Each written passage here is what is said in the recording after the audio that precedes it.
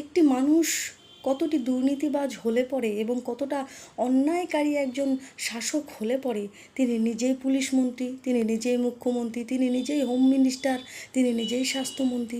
ভেবে দেখুন, এই 4টি পদে 4জন ব্যক্তি থাকলে পরে, 4জন সৎ ব্যক্তি থাকলে পরে হয়তো এই 4টি বিভাগ, একটি পুরো স্বাস্থ্য ব্যবস্থা বিভাগ একজনের পক্ষে কন্ট্রোল করা সম্ভব হয় না। একটি পুরো পুলিশ বাহিনী, পুলিশ মন্ত্রী একজনের পক্ষে কন্ট্রোল করা সম্ভব হয় না। কিন্তু উনি নিজেই, অথচ উনি কিছুই কন্ট্রোল করেন না।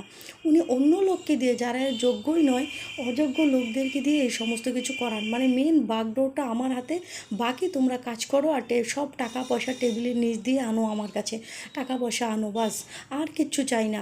আজকে রাজ্যে চাকরি নেই বলে ধর্ণা দিচ্ছিল শিক্ষার্থীরা, মাস্টাররা, এতদিন পর্যন্ত তার উনি কোনো সুরাহা করতে পারেননি। সন্দীপ ঘোষকে ঘন্টায় ঘন্টায় নতুন নতুন চাকরি।